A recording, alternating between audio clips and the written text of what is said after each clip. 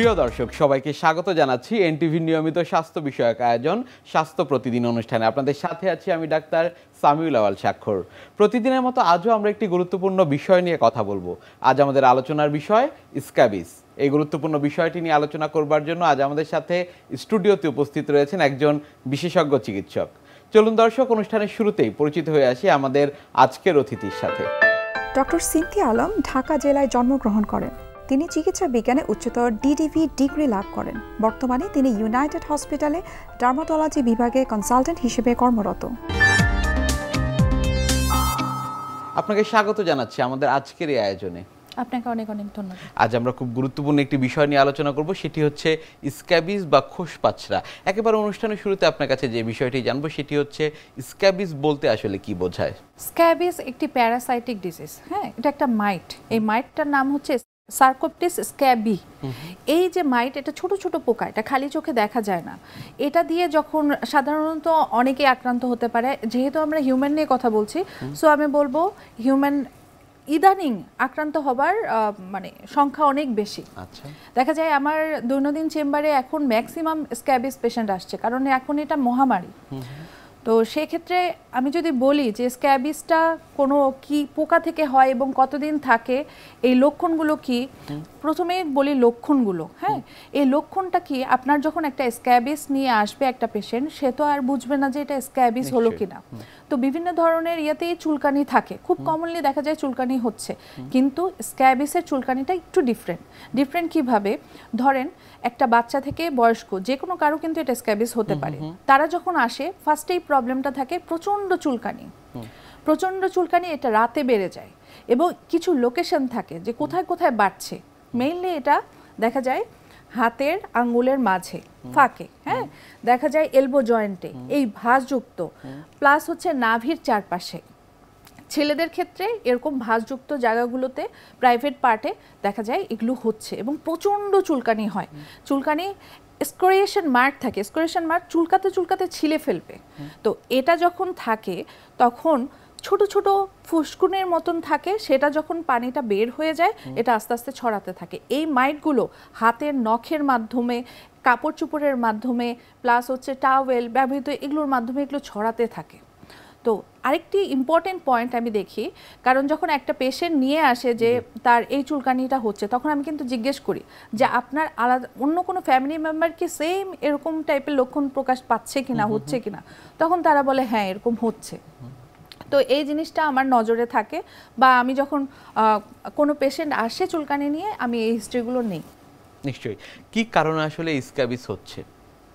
স্ক্যাবিসটা হচ্ছে কি, এই প্যারাসাইটগুলো সাধারণত আমরা আমাদের স্বাভাবিক রোগ প্রতিরোধ ক্ষমতা থেকে এটা প্রতিরোধ করা যায়, কিন্তু অনেক ক্ষেত্রে দেখা যায় রোগ প্রতিরোধ ক্ষমতা কম হলে এটা একটা, ধরেন কিছু মাইট যেটা আমাদের বডি ইমিউনিটি সিস্টেম প্রোটেক্ট করতে পারতো, সেটা এখন পারছে না। অনেকের ক্ষেত্রে, বাচ্চাদের ক্ষেত্রে এটা বেশি হয়, বয়স্কদের ক্ষেত্রে বেশি হয়। যাদের ক্রনিক ইলনেস আছে, কোমরবিডিটিস আছে, যেমন দেখবেন ডায়াবেটিস বা এছাড়া আরও কিছু ক্রনিক ইলনেস থাকলে তাদের ক্ষেত্রেও কিন্তু এই স্ক্যাবিস হওয়ার প্রবণতা বেশি থাকে। স্ক্যাবিস বা খোসপাচড়া এটি সাধারণত কতদিন স্থায়ী হতে পারে? স্ক্যাবিস যখন শুরু হবে বা ট্রিটমেন্ট নেওয়া স্টার্ট করবে, ট্রিটমেন্ট নেওয়ার পর পর্যন্ত কিন্তু এটা 1 to 2 উইকস স্থায়ী হতে পারে। কেন হতে পারে আমি বলি, যখন তারা ট্রিটমেন্ট নেওয়া শুরু করবে তখন তাদের মাইটগুলো মরে যাওয়ার পরেও দেখা যায় তাদের যে ডেড বডিটা থাকে সেই ডেড পার্টটুকুর কারণেও কিন্তু ইচিং হয়, চুলকানি হয়। এটাকে বলে পোস্ট স্ক্যাবিড ডার্মাটাইটিস। হ্যাঁ, তো এই চুলকানিটার কারণে দেখা যায় ওষুধ নিল, ওষুধ খেলো, তারপরেও চুলকানি কমছে না। আমি তাদের জন্য বলি যে এটার এখন পর্যন্ত এটা যায়নি, কারণ মারা গেছে মাইট, বাট তার এই ছোট ছোট এই পার্টগুলোর কারণে এই চুলকানিটা স্থায়ী হচ্ছে, কিন্তু চলে যাবে। এটা নিয়ে অস্থির হওয়ার কিছু নেই। যখন ট্রিটমেন্ট নেওয়া শুরু করবেন 2 সপ্তাহের মধ্যে দেখবেন যে আস্তে আস্তে কমতে শুরু করেছে, পুরোপুরি সেরে যাবে 1 থেকে 3 সপ্তাহ পরে। প্রপার যদি নিয়ম ট্রিটমেন্ট মেনটেন করে তাহলে। নিশ্চয়ই। স্ক্যাবিসের এই সমস্যা নিয়ে কখন আসলে চিকিৎসকের শরণাপন্ন হবেন রোগীরা? ধরেন বাসায় যখন অনেকে দেখা যায় কি ছোট ছোট ইচিং হচ্ছে বা ছোট ছোট লাল লাল দানা দানা দেখা যাচ্ছে, যেগুলো ফুসকুনি, যেগুলো চুলকালে পানির মতো বের হচ্ছে, তখন কিন্তু তারা বাসায় কিছু অ্যান্টিহিস্টামিন দেয় বা কিছু অয়েন্টমেন্ট বা মলম ব্যবহার করে। আমি তাদেরকে এটা না করে বলি যে মানে ইমিডিয়েট যদি আসে তাহলে অন্যান্য মেম্বাররা আক্রান্ত হয় না, তখন দেখা যায় প্রপার ট্রিটমেন্টটা পেলে অন্যান্য মেম্বার থেকে আক্রান্ত থেকে রক্ষা করা যায়। সো ওই ওই যখন একটু চুলকানি প্রকাশ পাবে দেখবেন যে বাচ্চারা বিশেষ করে রাতে চুলকাতে চুলকাতে ঘুমাতে পারছে না, প্লাস হচ্ছে তাদের মানে চুলকানির দাগ হয়ে যাচ্ছে বা আঁচড়ের দাগ পড়ছে, তখন তাদেরকে নিয়ে আসলেই বেটার। চিকিৎসকের কাছে আসবার পর কি কি পরীক্ষা নিরীক্ষার মাধ্যমে আপনারা নিশ্চিত করেন যে স্ক্যাবিস রোগটি হয়েছে? আচ্ছা, এখানে আমাদের যখন আমরা এটা আমরা এই হিস্ট্রি নিয়ে কিছু পজিটিভ হিস্ট্রি থাকে, কিছু ফ্যামিলি মেম্বারদের পজিটিভ হিস্ট্রি থাকে, প্লাস হচ্ছে আমরা ওটা দেখতে চেষ্টা করি এবং কোন কোন জায়গায় হচ্ছে সেটা খুবই ইম্পর্টেন্ট। যেহেতু হাতের এই আঙ্গুলের মাঝে, কোনোয়ের ভাঁজে, প্লাস আদার্স ভাঁজযুক্ত এরিয়াগুলোতে হওয়ার প্রবণতা থাকে, প্লাস এটার কিছু মানে টিপিক্যাল ফিচার আছে, দেখবেন রেড হয়ে যাবে, একটু ফুসকুনির মতো দেখা যাবে, চুলকালে পানি বের হবে, প্লাস এটা প্রতিদিনই আস্তে আস্তে বাড়তে থাকবে, এক জায়গা থেকে শুরু করে আস্তে আস্তে বাড়তে থাকছে, ইচিং এর পরিমাণও বাড়তে থাকছে, এটা দিয়েই আমরা কিন্তু রেজাল্ট করে ফেলি। তো এটার সাথে যদি বলেন ইনভেস্টিগেশন ম্যাক্সিমাম ক্ষেত্রে প্রয়োজন হয় না, যদি দেখি এটা কোনোভাবেই কমছে না বা স্থায়ী হচ্ছে, অনেকের 3-4 মাস ধরে এটা স্থায়ী হচ্ছে, সেক্ষেত্রে কিছু ইনভেস্টিগেশন করা যায়। নিশ্চয়ই, অনেকের ক্ষেত্রে আমরা দেখি যে অনেক দিন ধরেই আসলে চুলকানির সমস্যা রয়েছে, তাদের ক্ষেত্রেও কি সেটিকে আমরা স্ক্যাবিস বলতে পারি? অনেক দিন ধরে চুলকানির সমস্যা যদি রয়ে থাকে, আমি সাধারণত বলি কি স্ক্যাবিস যখন হয় কিছু লক্ষণের মধ্যে ওই যে আমি বললাম ওই রেগুলার লক্ষণগুলো থাকে, কিন্তু স্থায়ী যখন হয়ে যায় তখন কিন্তু বুঝতে হবে যে এটার সাথে অন্য কোনো কানেকশন আছে কিনা, বা আমি বললাম যে ক্রনিক কোনো ইলনেস আছে কিনা, বা ধরেন অনেক সময় দেখা যায় থাইরয়েড ডিজিজ থাকে, তাদের ক্ষেত্রে সহজে কমতে চায় না, তো আমরা টপিক্যাল পাশাপাশি আমরা ওরাল মেডিকেশনও দিই যাতে একটু তাদের এটা কম হয়, প্লাস তাদেরকে কিছু নিয়ম মানতে বলি। নিশ্চয়ই, চিকিৎসা পদ্ধতিতে যাবার আগে কাউন্সেলিংটি আপনারা কিভাবে করেন? কাউন্সেলিং খুবই ইম্পর্টেন্ট। স্ক্যাবিস ডিজিজে মেইনলি কাউন্সেলিংটাই আমি বলি যে আমার কাছে যখন কোনো রুগী আসে, গত সপ্তাহে আমার কাছে রুগী ছিল 30টা রুগীর মধ্যে 25টা রুগীই ছিল হচ্ছে স্ক্যাবিসের। তো এই রুগীদের ক্ষেত্রে আমি বারবার করে বলেছি যে হচ্ছে আপনার কিছু কাউন্সেলিং মেনটেন করতে হবে। এই কিছু কাউন্সেলিং আমি যেটা দেই এটা যদি প্রপার ওয়েতে মেনটেন করেন, ট্রিটমেন্ট 50%, কাউন্সেলিং 50% আপনাকে এটা থেকে প্রতিরোধ করবে বা রক্ষা করবে। কাউন্সেলিংয়ের মধ্যে ফার্স্ট হচ্ছে আপনার যে টপিক্যাল অয়েন্টমেন্ট বা লোশন দেওয়া হবে সেটা বাসার সবার ব্যবহার করতে হবে।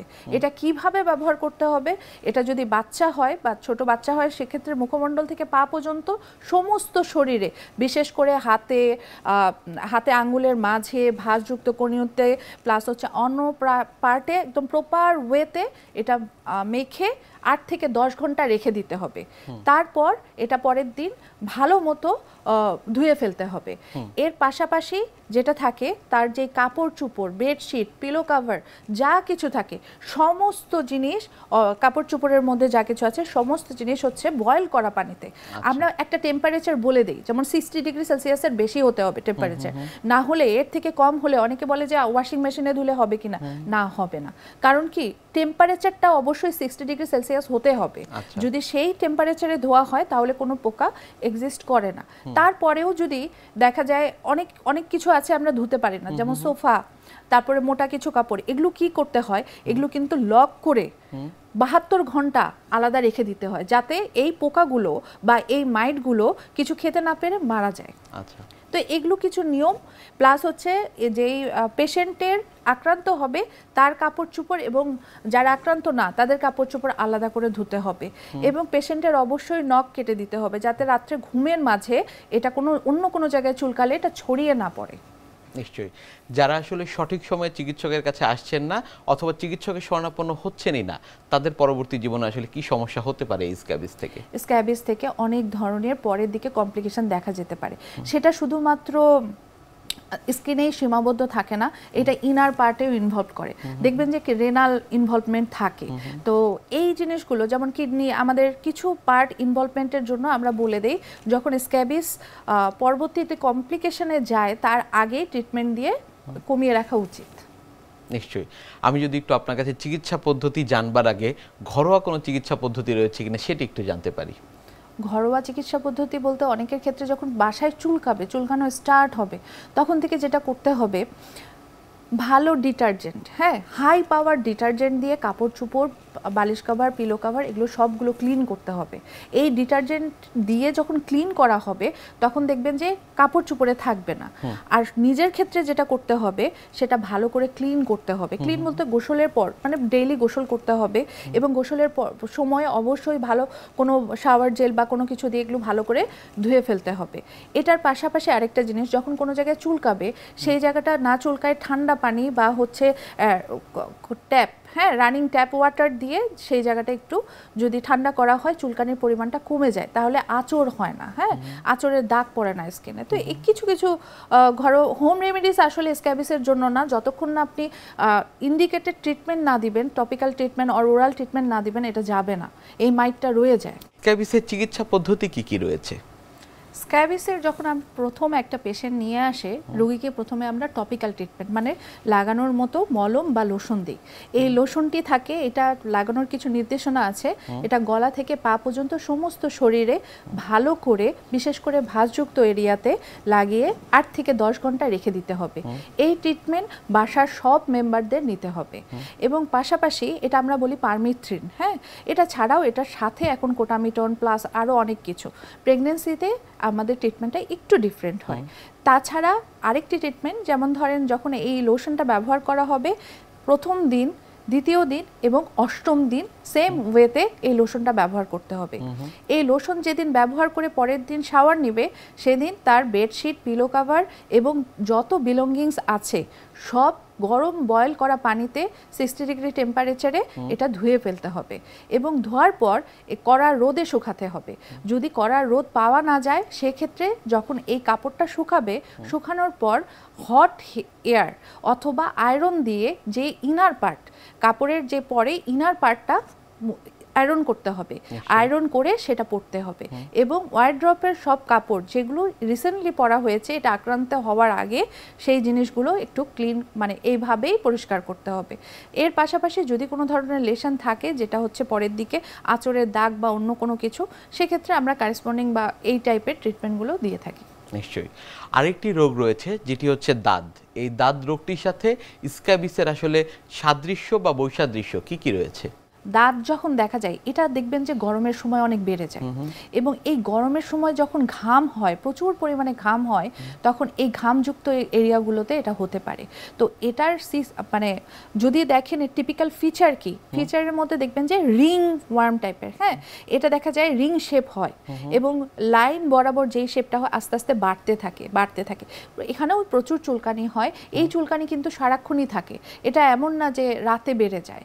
তো এই যখন রিং শেপটা বড় হতে থাকে, এই বড় হওয়ার সাথে সাথে এটা যখনই ঘামযুক্ত কাপড় পরা হয় ওই কাপড় অন্য জায়গায় টাচ করলে সেই জায়গায়ও এটা হতে পারে এবং এটা শেপটাই চেঞ্জ হতে থাকে, আস্তে আস্তে বড় হতে থাকে। এবং চুলকানিও এটা, মানে চুলকানি এটার মধ্যে কমন ফিচার, আমরা বলে দেই ভেজা রাখা যাবে না। ঘামে ভেজাযুক্ত এরিয়া থাকলে অবশ্যই সাথে সাথে মুছে ফেলতে হবে, চেষ্টা করতে হবে ঠান্ডা পরিবেশে থাকতে। তো দাঁতের সাথে তো আমরা দাঁতের চুলকানি সবসময় থাকবে এবং এটা রিং শেপ হবে। আর স্ক্যাবিসের ক্ষেত্রে এটা রাতে বেড়ে যাবে। স্ক্যাবিসের অবশ্যই ওটা দানা দানা দানা ছোট ছোট লাল লাল ফুসকুনির মতো হবে। তো এটা দিয়ে পার্থক্য করা যায় ইজিলি। পরীক্ষা নিরীক্ষার মাধ্যমে দুটির কিভাবে পার্থক্য করে থাকে? পরীক্ষার মাধ্যমে আমরা অবশ্যই কালচার সেন্সিটিভিটি টেস্ট করে থাকি। দাঁতের ক্ষেত্রে এটা ফাঙ্গাল, হ্যাঁ, হিস্টোপ্যাথোলজি টেস্ট থেকে এটা কিন্তু ফাঙ্গাল ইনফেকশন এবং হচ্ছে কালচার করে আমরা দেখি যে কোনো কালচার কোনো কিছু আছে কিনা, সেটা থেকেও আমরা বোঝার চেষ্টা করি। নিশ্চয়ই আমরা স্ক্যাবিসের এই বিষয়গুলো নিয়ে আরও কথা বলবো, তবে তার আগে আমাদের এই অনুষ্ঠানে একটি নিয়মিত সেগমেন্ট হচ্ছে বিভিন্ন খাদ্যের পুষ্টি গুণাগুণ সম্পর্কে আমাদের দর্শকদের জানিয়ে দেয়া। প্রিয় দর্শক, দেখছেন স্বাস্থ্য প্রতিদিন। কথা হচ্ছিল খুব গুরুত্বপূর্ণ একটি বিষয় স্ক্যাবিস নিয়ে। অনুষ্ঠানের পর্যায়ে দেখে নেব বিভিন্ন খাদ্যের পুষ্টি গুণাগুণ সম্পর্কে আমাদের পুষ্টিবিদের কাছ থেকে। আমাদের স্কিনটাকে সুন্দর রাখতে আমরা কি না করি, আসলে আমাদের সবারই ইচ্ছে যে স্কিনটা আমরা সুন্দর রাখি, আমাদের ত্বকটা যেন সুস্থ থাকে। এবং এই সুন্দর এবং সুস্থ ত্বকের জন্য কিন্তু আমাদের অবশ্যই একটু কষ্ট করতে হয়। প্রতিদিন কিছু নিয়ম করে আমাদের খাদ্য তালিকায় রাখতে হবে এবং কিছু নিয়মকানুন আমাদের মেনে চলতে হবে, তাহলে কিন্তু আমরা সুন্দর এবং সুস্থ ত্বকটা পেতে পারি। সুস্থ এবং সুন্দর ত্বকের জন্য প্রতিদিন আপনি সুষম খাবার, যেটা সেটার পাশাপাশি যে খাবারগুলি স্পেসিফিক আপনাকে রাখতে হবে সেটা হলো প্রতিদিন সকালে আপনাকে হলুদ একটি ফল খেতে হবে, যেমন পেঁপে হতে পারে, অথবা আপনার আম হতে পারে, অথবা আপনার খেজুর হতে পারে, অথবা কলা হতে পারে, অথবা আপনার যে ধরনের সবজিগুলো আমাদের অ্যাভেলেবেল আছে যেমন গাজর, মিষ্টি কুমড়া, এই জাতীয় খাবার প্রতিদিন আপনাকে 1 সার্ভিং করে খাদ্য তালিকায় রাখতে হবে। এবং মনে রাখতে হবে স্কিনটাকে সুন্দর রাখার জন্য, স্কিনের উপরের লেয়ারটাকে ভালো রাখার জন্য কিন্তু আপনাকে বাদাম, চিয়া সিড, ফ্ল্যাক্স সিড এবং সামুদ্রিক মাছ এগুলো আপনার খাদ্য তালিকায় প্রতিদিন একটু একটু করে রাখতে হবে। এটার পাশাপাশি অবশ্যই দিনে 2 থেকে 3 সার্ভিং গাঢ় সবুজ শাকসবজি আপনার খাদ্য তালিকায় রাখতে হবে। আপনি যদি শাকসবজি ডিরেক্ট রান্না করে খেতে না চান, সেটাকে আপনি অবশ্যই সালাদ করে নিতে পারেন। এছাড়াও কিন্তু আপনি স্যুপ করেও খেতে পারেন। এবং মনে রাখতে হবে স্কিনটাকে সুন্দর এবং সুস্থ রাখার জন্য আপনার পানি গ্রহণটা অত্যন্ত জরুরি। প্রতিদিন একজন সুস্থ মানুষকে 8 থেকে 12 গ্লাস পানি গ্রহণ করতে হয়। প্রয়োজনে যদি আপনার ডিহাইড্রেশন হয়ে যায় সেক্ষেত্রে কিন্তু এর থেকে পানি পরিমাণটা আপনাকে বাড়াতে হবে। এবং পাশাপাশি আরেকটি গুরুত্বপূর্ণ কাজ হলো আপনার স্কিনটাকে পরিষ্কার রাখা। অনেক সময় আমরা যেটা করে থাকি যে বাহির থেকে আসার পর আমরা স্কিনটাকে ক্লিন করি না, এটাতে দেখা যায় স্কিনটার অনেকগুলো ড্যামেজ হওয়ার চান্স থাকে। তো অবশ্যই পুষ্টিকর খাবারগুলো আপনাকে খেতে হবে, স্কিনটাকে পরিষ্কার রাখতে হবে। এবং আরেকটি গুরুত্বপূর্ণ কাজ হলো যে আপনার রাতের বেলা যে ঘুমটি সেটি আপনাকে পর্যাপ্ত ঘুমাতে হবে। প্রতিদিন একটি মানুষের অবশ্যই ঘুমের প্রয়োজন রয়েছে, তবে এখানে একটু ভুল করে থাকি। এখনকার সময় কিন্তু আমরা অনেকেই দেখা যাচ্ছে রাত জেগে থাকি এবং আমরা ভোরের দিকে যে ঘুমাচ্ছি এবং সেই ঘুমটা কিন্তু সকালের দিকে আমরা কমপ্লিট করে ফেলি। মনে রাখতে হবে রাতের ঘুমটা খুব জরুরি। রাতে আমাদের কিছু হরমোনাল সিক্রেশনের কারণে কিন্তু অনেকগুলো প্রবলেম আমাদের ক্রিয়েট হতে পারে, তার মধ্যে কিন্তু স্কিনের প্রবলেমটা একটা অন্যতম। তাই অবশ্যই স্কিনটাকে সুন্দর রাখতে গেলে আপনার রাতে একদম সঠিক টাইমে ঘুমাতে হবে। প্রতিদিন 12 গ্লাস করে পানি গ্রহণ করতে হবে এবং আপনাকে হলুদ ফল এবং শাকসবজি এগুলো আপনার খাদ্য তালিকায় রাখতে হবে। বাদাম খেতে হবে প্রতিদিন। তবে কিছু কিছু খাবার আরও বেশি ভালো, যেমন আপনি টক দইটা রাখতে পারেন। টক দইয়ের পাশাপাশি আপনার সিজনাল যে ফলগুলো পাবেন, যখন আপনার যেই সিজনে যে ফলটা পাওয়া যাচ্ছে সেটি কিন্তু আপনি খাদ্য তালিকায় প্রতিদিন মিনিমাম 1 সার্ভিং করে আপনাকে রাখতে হবে। তাহলে দেখা যাবে আমাদের স্কিনটা সুন্দর এবং সুস্থ রাখতে পারছি। স্ক্যাবিস রোগটি প্রতিরোধে কি কি করণীয়? প্রতিরোধে ফার্স্টে হচ্ছে যখন এটা কি সব পরিবেশেই হতে পারে, তো বেশিরভাগ ক্ষেত্রে ক্রাউডেড এরিয়াতে হয়। বাচ্চাদের স্কুল কলেজে দেখবেন যেখানে একটু ক্রাউডেড মানে এরিয়া থাকে সেগুলোতে হয়। অনেকের ক্ষেত্রে এখন তো মাদ্রাসাগুলোতে অনেক বেশি, প্রচুর পরিমাণে মাদ্রাসাগুলোতে দেখা যায় কি স্ক্যাবিসের পরিমাণ বেশি, ওখানে দেখবেন সবারই ঢালাও। তো এই যে ক্রাউডেড এরিয়া, এটা যদি বলেন যে হ্যাঁ শুধু কি গরিবদেরই হয়, না, কিন্তু এটা সব ক্ষেত্রেই হতে পারে, সব জায়গাতেই হতে পারে। এটা পরিচ্ছন্ন পরিবেশেও হতে পারে, অপরিচ্ছন্ন পরিবেশেও হতে পারে। তো এই যে মাইটগুলো আছে না, এগুলো অনেক সময় দেখবেন যে যেই বাসাগুলোতে পেট থাকে, যেহেতু ক্যাট ডগ এগুলো পেট থাকে, তাদের ক্ষেত্রে এই পেট থেকেও আসতে পারে। তো যখন ট্রিটমেন্ট নেওয়া হয়, আমি মানে তাদের ক্ষেত্রেও বলি যে তাদেরও ট্রিটমেন্ট নিতে হবে, কারণ আপনি ট্রিটমেন্ট নিলেন, আপনি কিওর হয়ে গেলেন, তাদের আবার আসলো, সেটা নজরে রাখতে হবে। নিশ্চয়ই। অনেক ধন্যবাদ আপনাকে আমাদের আজকের এই অনুষ্ঠানে আসবার জন্য। আপনাকে অনেক অনেক ধন্যবাদ। Thank you. প্রিয় দর্শক, এতক্ষণ দেখছিলেন স্বাস্থ্য প্রতিদিন। কথা হচ্ছিল খুব গুরুত্বপূর্ণ একটি বিষয়, স্ক্যাবিস নিয়ে। আশা করি আমাদের এই গুরুত্বপূর্ণ তথ্যগুলো আপনাদের অনেক বেশি উপকারে আসবে। অনুষ্ঠানের পর্যায়ে দেখে নেব কি থাকছে আগামী পর্বে স্বাস্থ্য প্রতিদিন অনুষ্ঠানে। তো অনেকেই যায় কোরবানি কিনতে যায়, অসাবধানতাবশত দেখা গেল যে গরুর লেজের একটা বাড়ি লাগলো চোখে, অথবা গরু দৌড় দিল, সে হয়তো গরুই যায় তার উপরে পড়লো, অথবা সে যায় কোনো কিছুর উপরে পড়লো। এইভাবে দেখা যায় যে চোখে ইনজুরির সম্ভাবনা থাকে এবং প্রায়ই হয়।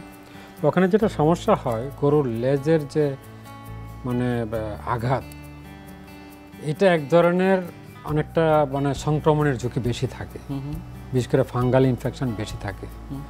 তো প্রথম দিকে হয়তো মনে হয় যে না খুব বেশি না, একটু আঁচল লাগছে, এমন কিছু না, এটা সহনীয় থাকে। আচ্ছা, কিন্তু ওই যে একবার যদি ফাঙ্গাস কর্নিয়াতে সংস্পর্শে ঢুকে যায়, তখন দেখা যায় যে আস্তে আস্তে কয়েকদিন লাল, তারপরে আস্তে আস্তে আস্তে আস্তে দেখা গেল যে একটা আলসারের মতো হয়ে গেল। বিশ্বের যে কোনো প্রান্ত থেকে যে কোনো সময় আপনাদের পছন্দের অনুষ্ঠান স্বাস্থ্য প্রতিদিন দেখতে ভিজিট করুন আমাদের পূর্ণাঙ্গ ওয়েব পোর্টাল www.ntvbd.com এ। এছাড়া এনটিভি সব জনপ্রিয় অনুষ্ঠান ও খবরের আপডেট পেতে ভিজিট করুন আমাদের ইউটিউব চ্যানেল ও ভেরিফাইড ফেসবুক পেজে। আজ এখানেই শেষ করছি, আগামীতে আবারও দেখা হবে। সে পর্যন্ত আপনারা সবাই ভালো থাকুন, সুস্থ থাকুন, এনটিভির সাথেই থাকুন। আল্লাহ হাফেজ।